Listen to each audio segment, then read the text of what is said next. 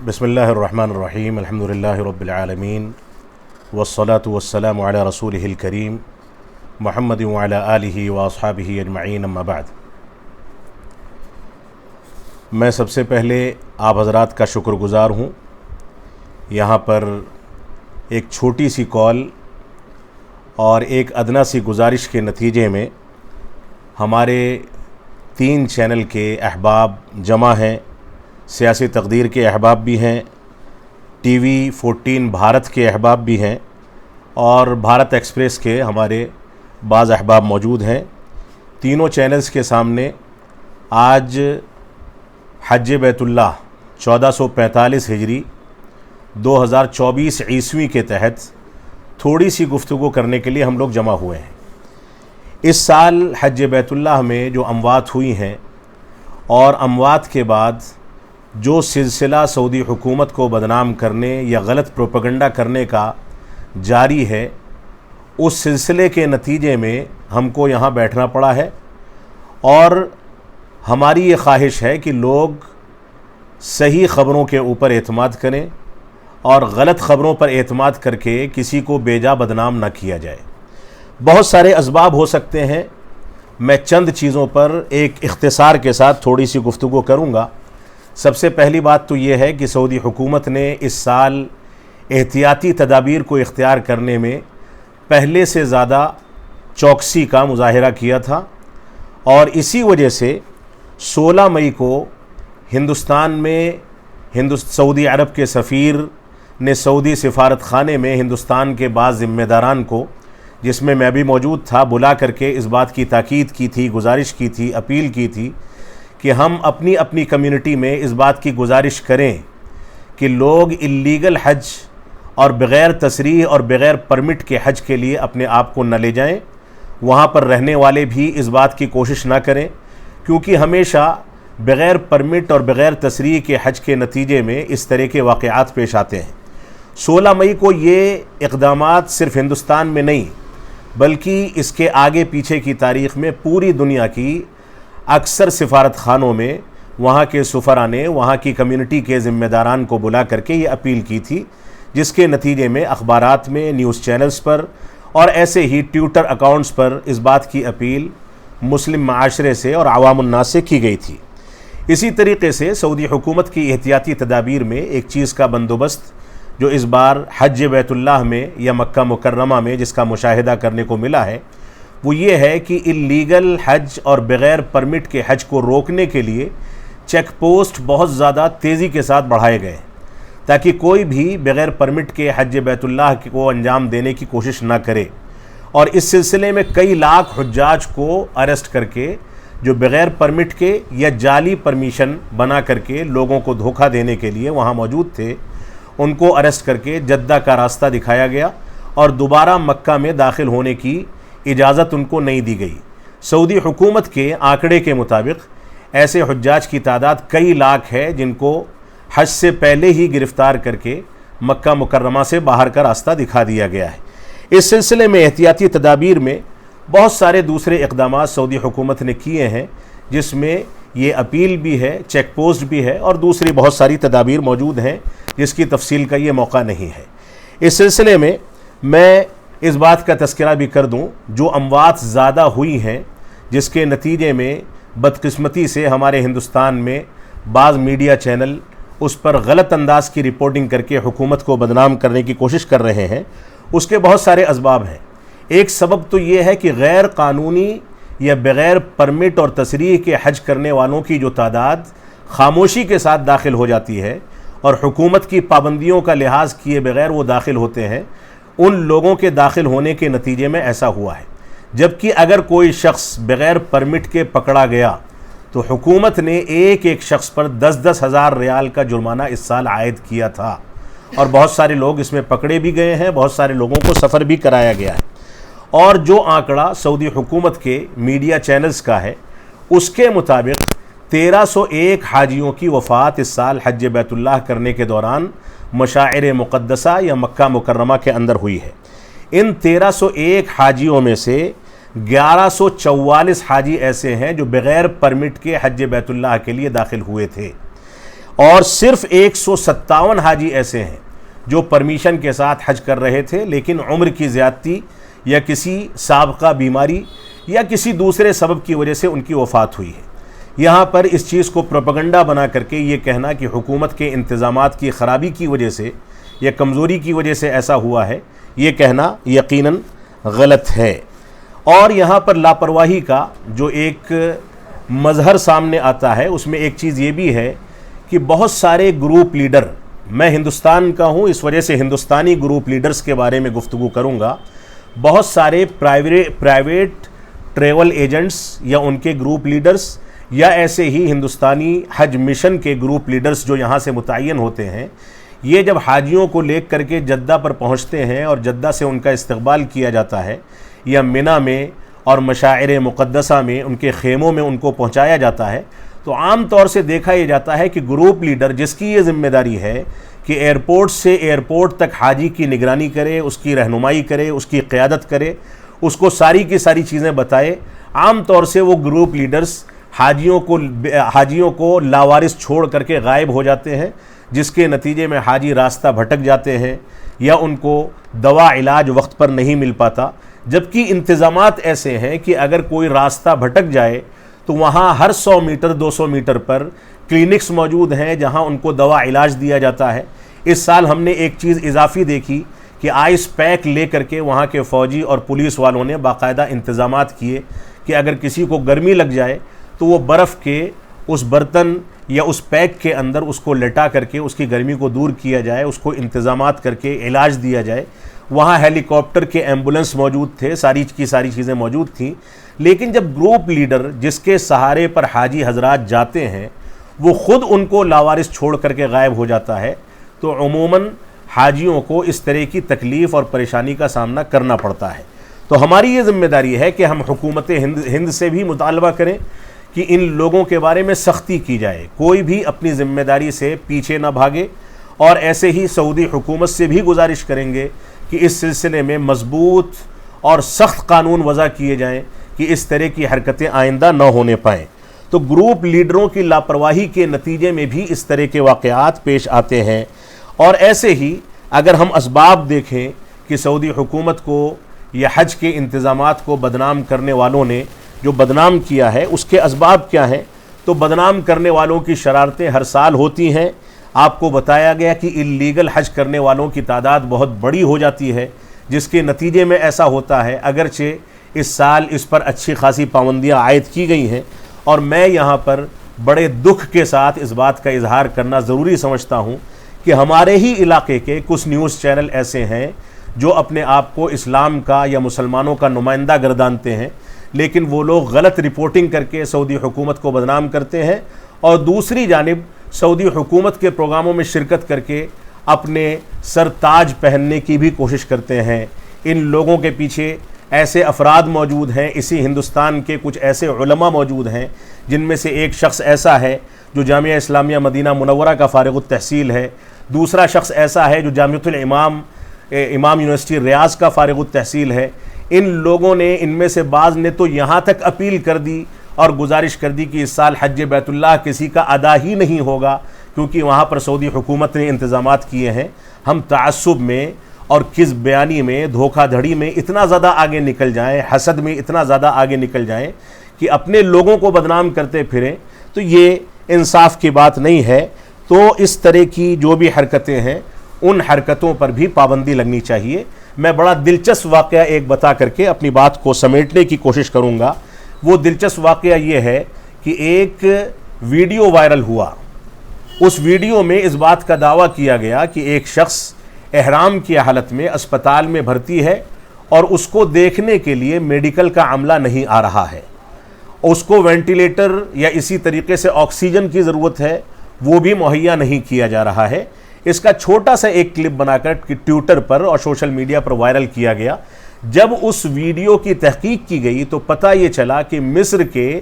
ایک ایسے طبقے نے وہ ویڈیو بنایا ہے جو سعودی حکومت کا مخالف ہے، اور ویڈیو بنانے والا شخص مصر کے ایک اسپتال میں احرام پہن کر کے لیٹا ہوا ہے۔ اس کا تعلق حجاج سے ہے ہی نہیں، وہ مصر کے اسپتال میں احرام کی حالت میں آ کر کے حکومت کو بدنام کرنے کے لیے یہ ظاہر کر رہا ہے کہ میں مکہ مکرمہ میں ہوں، جبکہ وہ مصر کے اندر موجود ہے اور وہاں سے بیٹھ کر کے جھوٹا پروپیگنڈا کیا جا رہا ہے۔ تو اس انداز کی حرکتیں جو ہیں یہ حقیقت میں حکومت کو بدنام کرنے کے لیے انجام دی جاتی ہیں۔ ہمیں اس بات کا حکم ہے شریعت اسلامیہ کی طرف سے کہ ان جاءکم فاسق بنبأ فتبینوا، اگر تمہارے پاس کوئی فاسق و فاجر آئے کوئی خبر لے کر کے تو اس کی تحقیق کر لیا کرو، اس پر ایسے ہی یقین نہ کر لیا کرو بلکہ تحقیق کرنے کے بعد اس پر یقین کیا جائے۔ تو ہماری یہ ذمہ داری ہے کہ ہم صحیح انداز سے قرآن و سنت کی پیروی کریں۔ سعودی حکومت ایک انسانی حکومت ہے، اس سے غلطیاں ہو جانا فطری بات ہے۔ ایسا ممکن ہے کہ اتنے بڑے انتظامات پر جہاں 18 سے 20 لاکھ حجاج ایک ساتھ جمع ہیں وہاں انتظامات میں کوئی کوتاہی کمی رہ جائے، اس کا انکار نہیں ہے، لیکن حقیقت یہ ہے کہ جھوٹا پروپیگنڈا کر کے ان کو بدنام کرنا، اس طرح کی باتیں کہنا کہ وہ کوئی انتظام نہیں کرتے، میڈیکل کا انتظام نہیں ہے، ایسے ہی کھانے پینے کا انتظام نہیں ہے، یہ صریح جھوٹ ہے۔ جن لوگوں نے اس طرح کی خبریں پھیلائی ہیں کہ حجاج کی وفات کا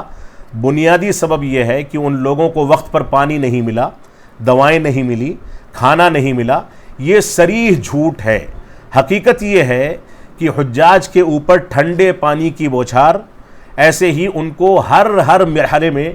ہر منٹ اور ہر سیکنڈ پر بے شمار پانی کی، ٹھنڈے پانی کی بوتلیں مہیا کرائی جاتی ہیں۔ فوجی اور پولیس والے پورے کارٹون اپنے سروں پر یا ٹرالی پر لاد کر کے گھومتے رہتے ہیں اور ان کو مہیا کرتے ہیں۔ تو انتظامات میں اللہ رب العالمین کے فضل و کرم سے حرمین شریفین کی حکومت یا سعودی حکومت کے اندر کسی انداز کی کوتاہی موجود نہیں ہے، اور اگر ان کی خدمات دیکھنی ہے تو حرمین میں جو انتظامات حرم مکی کی توسیع کے اور اسی طریقے سے مدینہ منورہ میں حجاج کے استقبال کے جو انتظامات ہیں، مشاعر مقدسہ میں عرفات ہو، مزدلفہ ہو، منی ہو، وہاں پر حجاج کے لیے جو انتظامات کیے جاتے ہیں، جس انداز سے ہر سال اس کو اپڈیٹ کیا جاتا ہے، ہر سال اس میں ترقی ہوتی ہے، وہ انتظامات اگر کوئی دیکھ لے گا اور انصاف کی نگاہ سے دیکھے گا تو یقیناً اس سے عقل حیران ہے کہ اس انداز سے اتنے بڑے پیمانے کا خرچ کر کے یہ حکومت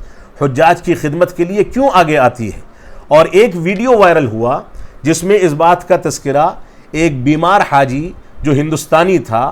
بڑی عمر کا تھا، وہ کہیں پر شدت کی گرمی کے نتیجے میں پڑا ہوا تھا،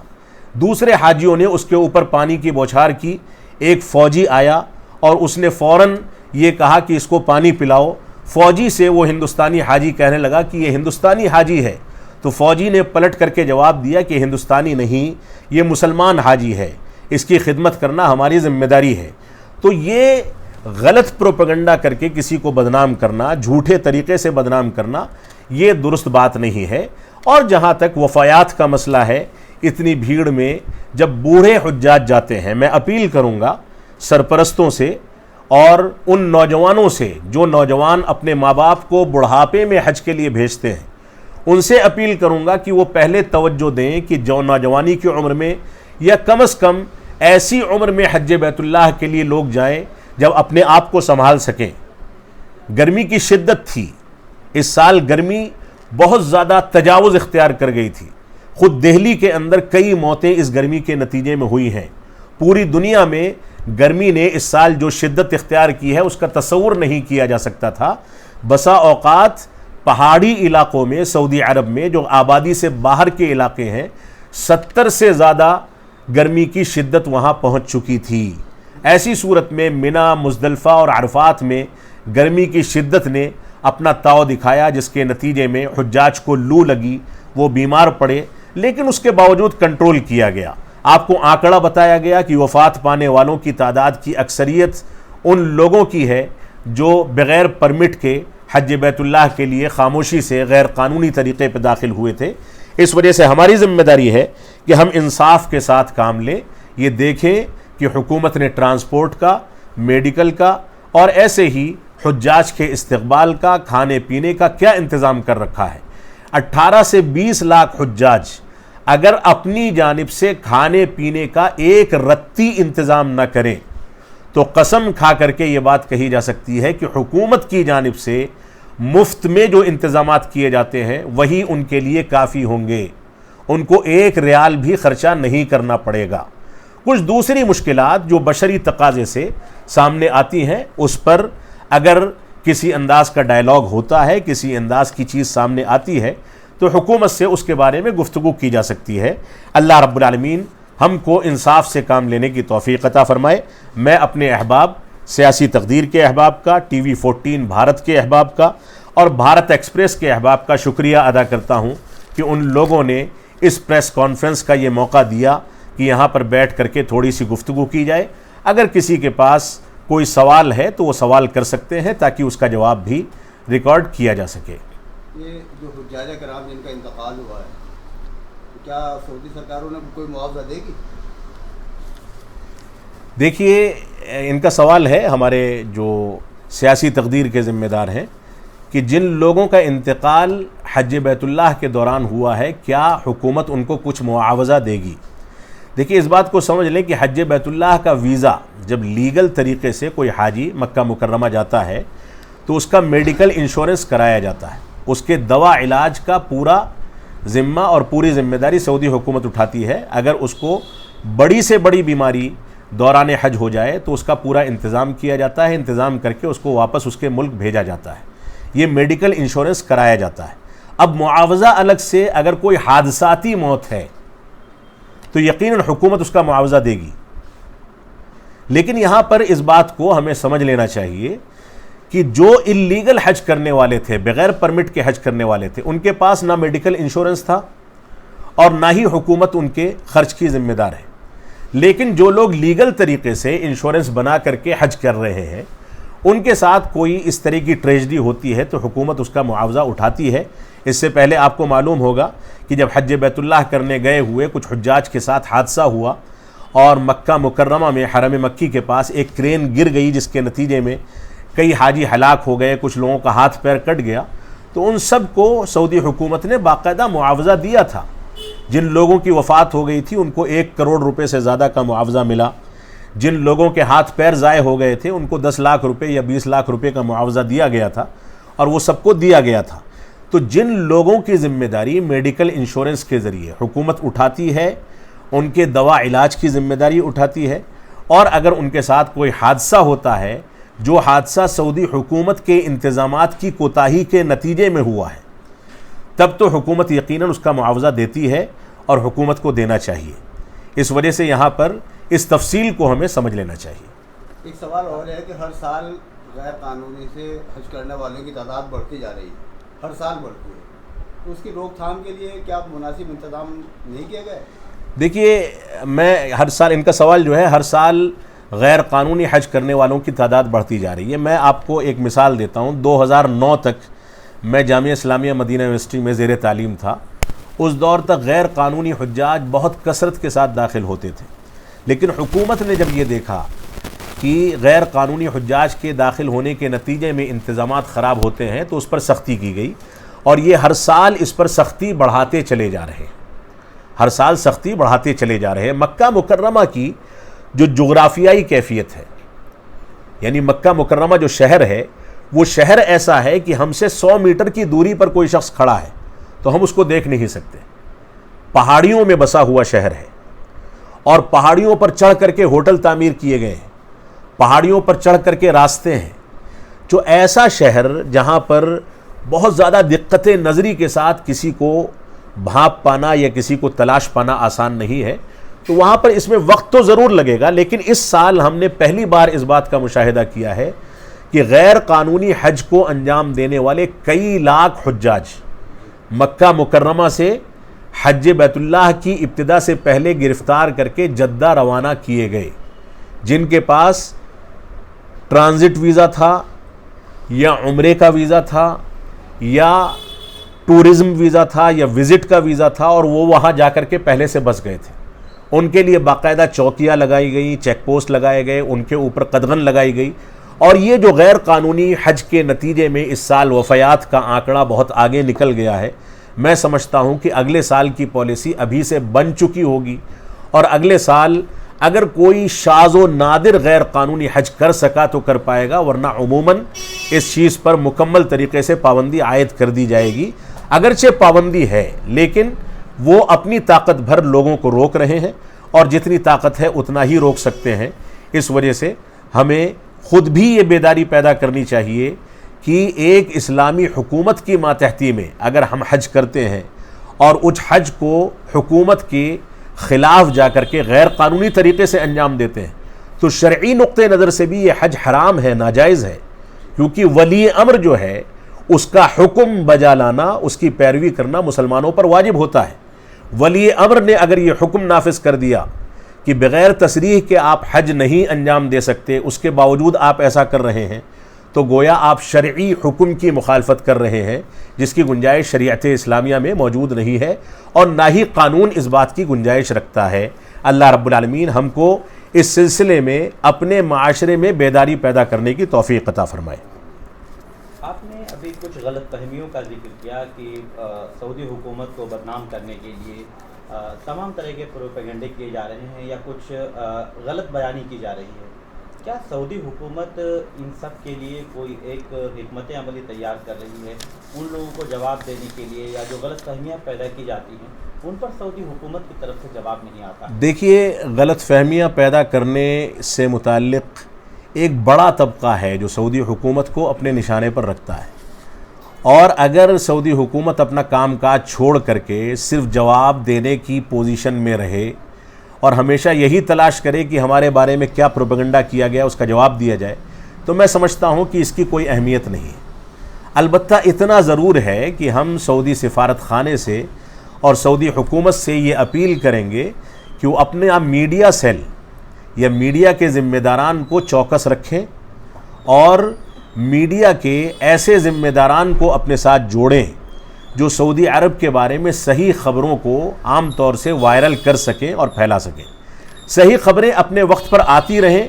پروپیگنڈا کرنے والے اپنے آپ بلا موت کے مر جائیں گے۔ اس وجہ سے ہم حکومت سے اتنی گزارش ضرور کریں گے کہ حکومت میڈیا کے بارے میں ایک ذمہ دار ادارہ قائم کرے، جو ادارہ ذمہ دار میڈیا سے ملک کے اندر دوسرے ممالک میں پائے جانے والے سچے میڈیا کے نمائندوں سے رابطہ کر کے ان کے ذریعے سے ایک بہتر حکمت عملی اختیار کر سکے۔ ایک اور غلط فہمی ایک خاص طبقے میں کی طرف سے پھیلائی جا رہی ہے، غلط فہمی ہے صحیح فہمی ہے تو آپ بتائیں گے، کہ وہ جو شاہی دعوت نامے ہیں جی، وہ ایک مخصوص فرقے کے لوگوں کو دیے جاتے ہیں۔ وہاں جو شاہی دسترخوان پہ جو مدعو کیا جاتا ہے وہ اہل حدیث، دیوبندی اور ان سے ریلیٹڈ جو مسلک ہیں ان کو بلایا جاتا ہے، باقی دوسرے مسائل دیکھیے یہ ماضی میں یہ شکوہ لوگوں کو تھا، لیکن سعودی حکومت نے اپنی تعلقات کی پالیسی، ڈپلومیٹک تعلقات جو ہیں اس کی پالیسی کو بہت وسیع کیا ہے۔ سعودی سفارت خانے میں جو پروگرام ہوتے ہیں اس میں ہر مکتب فکر کے لوگوں کو بلایا جاتا ہے، اور سب کو وہاں پر بیٹھ کر کے ڈائلاگ کا موقع دیا جاتا ہے، سب کو دعوتیں دی جاتی ہیں۔ اسی طریقے سے خادم حرمین شریفین یعنی کنگ کے جو مہمان، جس کا ایک حصہ اس سال میں بھی تھا، ان لوگوں میں بھی پہلے اگر یہ بات کہی جاتی تو ہو سکتا ہے کسی حد تک درست ہوتی، کیونکہ پہلے ان کے تعلقات، سعودی سفارت خانے کے تعلقات بعض خاص طبقوں سے تھے، لیکن اب یہ بات کہنا بالکل غلط ہے، کیونکہ اب کنگ کے مہمانوں میں ہر طبقے کے اور ہر مسلک کے لوگوں کی رعایت رکھی جاتی ہے، ہر طرح کے لوگ بلائے جاتے ہیں، اور ہم نے اس بات کا مشاہدہ کیا ہے، بلکہ یہ بھی مشاہدہ کیا ہے کہ بہت سارے لوگ ایسے ہیں جن کو بلایا جاتا ہے اور وہاں سعودی حکومت کی ضیافت میں وہ جانے کے بعد سعودی حکومت کے خلاف پروپیگنڈا کرتے ہیں، وہاں رہتے ہوئے اس طرح کی باتیں کرتے ہیں۔ تو ہم کو تکلیف ہوتی ہے کہ جس حکومت کے خرچ پر وہ آئے ہیں اسی حکومت کی پالیسی کے خلاف وہ وہاں پروپیگنڈا کر رہے ہیں۔ تو ہم گزارش یہ کریں گے کہ حکومت جن لوگوں کو یہ اعزاز دیتی ہے وہ حکومت کی ان پالیسیوں کی قدر کرے، اور اپنے اپنے طبقے کے اندر، اور یہی مقصد اصل میں حکومت کا ہے کہ وہ ہر مسلک اور ہر طبقے کے لوگوں کو اس وجہ سے بلاتے ہیں کہ ان کے نمائندے جب واپس اپنے ملک آئیں تو حکومت کی نمائندگی کر کے اس کے بارے میں جو غلط فہمیاں پھیلائی جاتی ہیں ان غلط فہمیوں کے بارے میں ان سے گفتگو کریں، اور ان غلط فہمیوں کو دور کریں، یہ ان کا بنیادی مقصد ہے۔ اس وجہ سے اس سے ہم کو بھرپور فائدہ اٹھانا چاہیے۔